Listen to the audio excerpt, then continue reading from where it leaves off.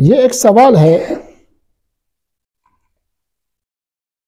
आमिर हुसैन का, जिनका ताल्लुक हड़प्पा शहर से है, कि दावत वलीमा पर पैसे लेने चाहिए या नहीं। बात जरा समझ लीजिए। अगर तो दावत वलीमा को होटल समझ रहे हैं तो होटलों पर तो पैसे लिए जाते हैं, फिर ही खाना खिलाया जाता है।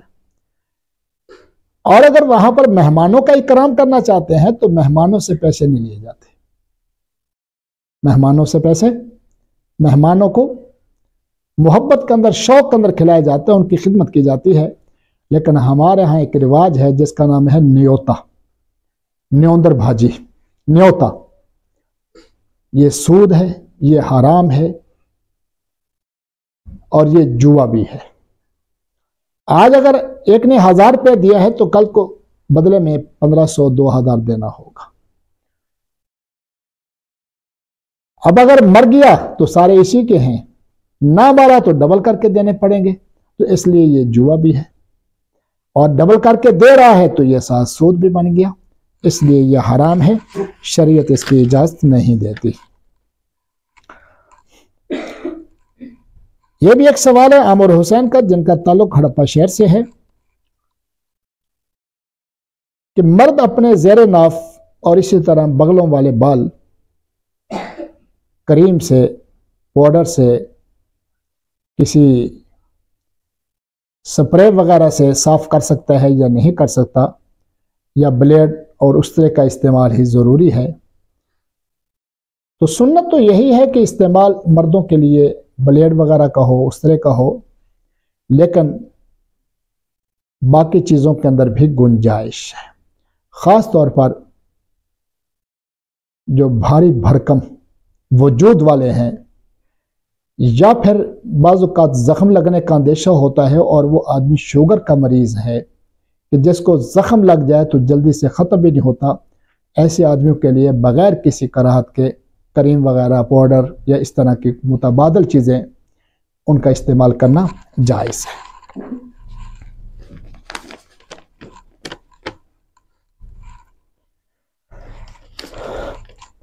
यह एक सवाल है आमिर सज्जाद का, जिनका ताल्लुक पाकपतन शरीफ के साथ है,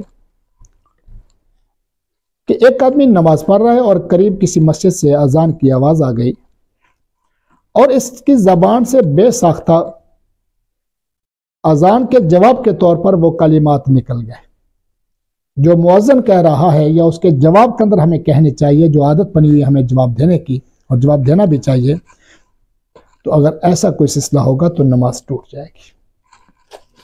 इसलिए ऐसे कलिमात ना कहे जाएं,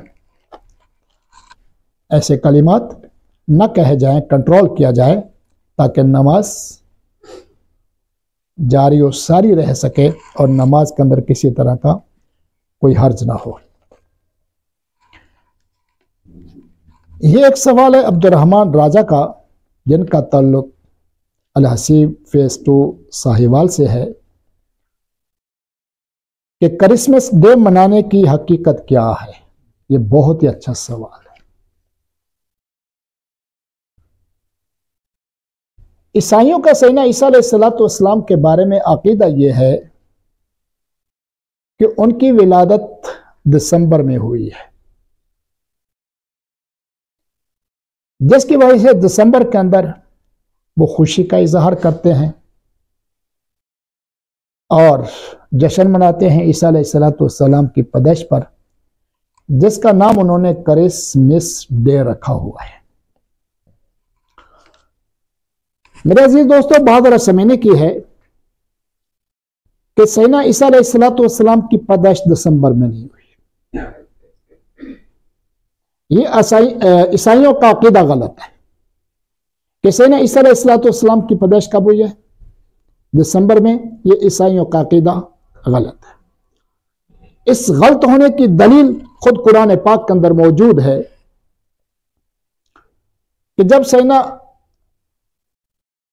ईसा अलैहिस्सलाम की विलादत का वक्त करीब हुआ तो उनकी वालिदा मोहतरमा सैयदा मरियम सिद्दीका कायनात अलैहिस्सलाम उनको लेकर खजूर के एक दरख्त के नीचे पहुंच गए। वाजिब चीज है, यह तन्हाई का वक्त है और औरत को इस वक्त मुआवन चाहिए, लेकिन कोई मुआवन मौजूद, पानी की भी जरूरत है, खुराक की भी जरूरत है।